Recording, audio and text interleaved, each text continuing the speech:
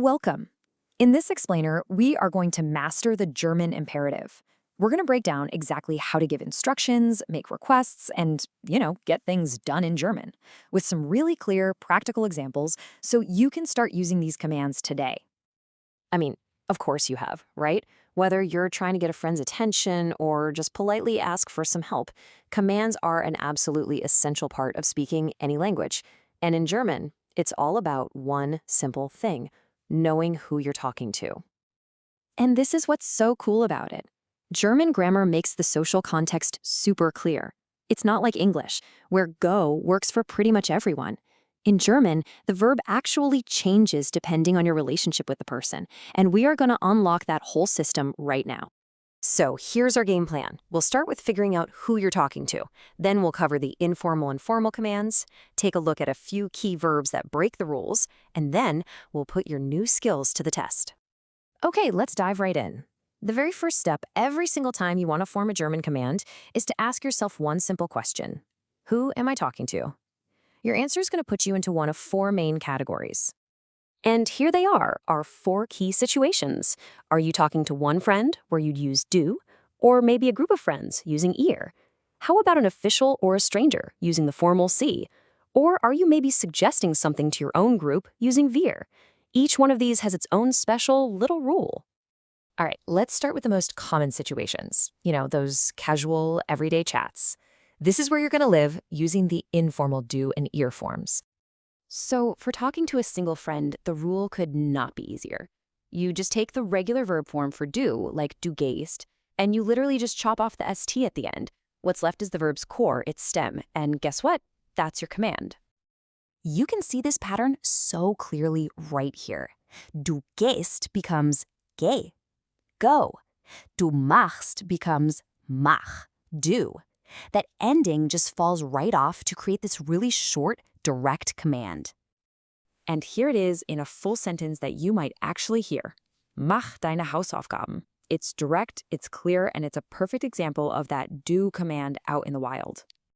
Now, what if you're talking to a whole group of your friends? Well, believe it or not, it's even easier. All you do is take the normal verb form you'd use with ihr anyway, and you just get rid of the pronoun ihr. The verb itself doesn't change one bit. This table shows it perfectly. Ihr geht, you all go, becomes the command geht, go. Ihr esst becomes esst, eat. You're literally just dropping the pronoun. It's incredibly efficient. Okay, so this is a crucial point because you don't want to sound too bossy all the time. The magic word is bitte, which means please. Just popping bitte in there instantly softens any command and turns it into a much friendlier, polite request. Geh bitte sounds way nicer than just barking geh. Okay, let's flip over to the other side of the coin. Those situations that need a bit more politeness, like when you're talking to a stranger, or maybe your boss, or when you want to suggest something to a group that you're a part of. For any formal situation, the structure is so clean and consistent.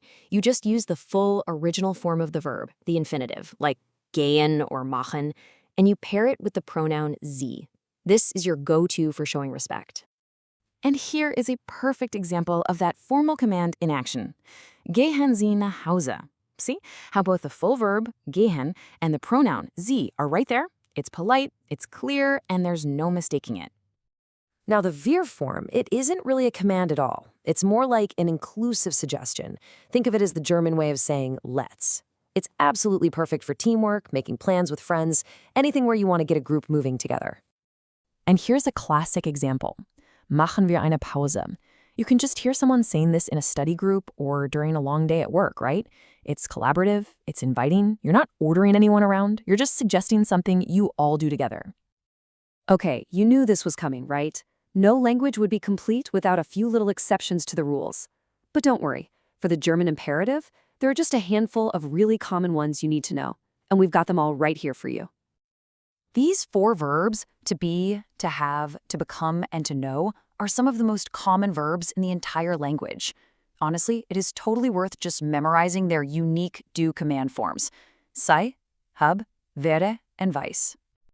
All right, you've seen the rules, you've seen the exceptions. Now it's time to actually put that knowledge into action. Let's do a quick little practice round and see how you do. Okay, first one up. You want to tell one friend to be quiet.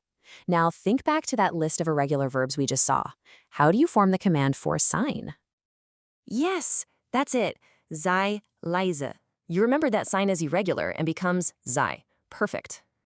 Okay, next scenario. You're in a formal setting and you want to politely ask someone to close the door. What was that rule for the C command? Nailed it. Machen Sie die Tür zu. You use the infinitive machen and you include the pronoun sie. Fantastic work. You've totally got this. So let's do a super quick recap. The number one thing is to identify your audience, du, ihr, sie, or wir. For your informal commands with du and ihr, you're basically dropping endings or pronouns. For formal requests with sie and group suggestions with wir, you use the full verb plus the pronoun. And of course, don't forget, Bitte is your best friend for making any command polite. So now, the final question is for you. With all these new tools in your pocket, what is the very first command you're going to try out in the real world? Komm hierher? Lesen wir? Think about it and go give it a shot.